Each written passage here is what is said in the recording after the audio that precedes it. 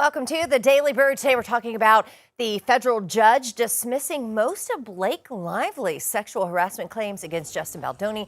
I know all last year, the entire country watching this case closely. So what happens now is it'll move forward still, but it won't be the sexual harassment claim, though. It'll just be other things related to the case.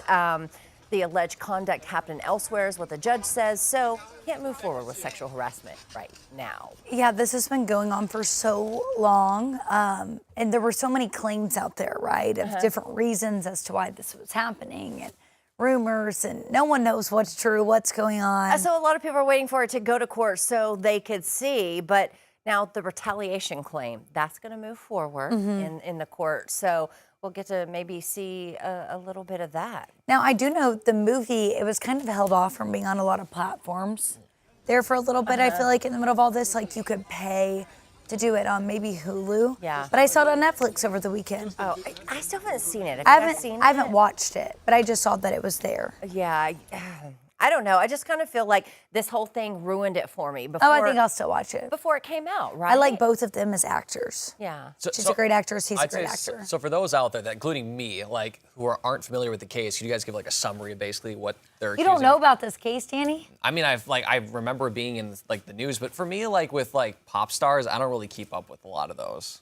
So basically, on the set, she was claiming sexual harassment from him, retaliation whenever she, didn't want to do certain scenes or whatever. And then he came back with his own lawsuit saying, no, you were doing these things. So it was just sort of like a fight back and forth. Nobody knew really who was telling the truth. And then supposedly like all these texts got released, and then there were all these voice memos that were released. And then there was like rumors saying that no, she was actually like had a crush on Justin, so they were trying to cover it up. It was a whole thing. And no one knows what's true, what's not true. So that's why people are waiting for to go to trial. And then she even got Taylor Swift involved and said that Taylor, she had sent Taylor texts about how uncomfortable she was and stuff because they're best friends. But then Taylor was gonna be summoned in court. So then Taylor was like, we're not friends anymore. And no one's seen them together since. It was a thing, Danny.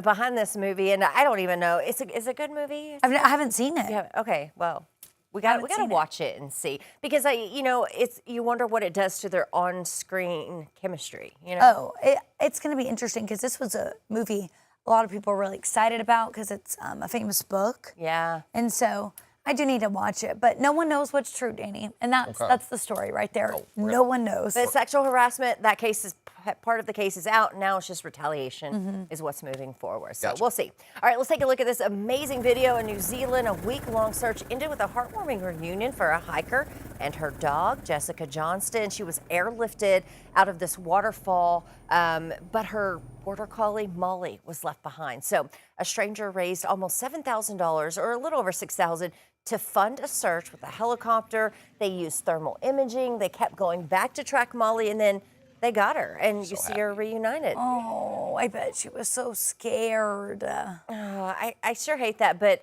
this right here is the rescuer grabbing Molly, and then when they put her in the seat of the helicopter, she's so scared, what's going on, but you can tell she's so thankful at the same time. Well, even the owner too. You just went through that traumatic thing, fell this waterfall. You want to hug your pup. Yeah. Like their there's comfort. folks helping folks out. For sure. All right, have you seen this handbag? Take a look. It's made from, they say, collagen of a T-Rex. Scientists and designers in the Netherlands unveiled it. And the demonstrator, they value the leather there grown in a lab. So they developed it in a lab. But I don't know, would you carry it? How much is it? Oh, how much is it worth? Yeah. This feels like step 1 out of like 4 or 5 for Jurassic Park, so I'm not wearing that. I'm sorry. Yeah. I'm like, is it? Nope, can't afford it. 500,000 British pounds. And the pound is more valuable than the American dollar, so in dollars it'd be even more. It's probably like 600,000. Maybe, yeah. So that's a lot.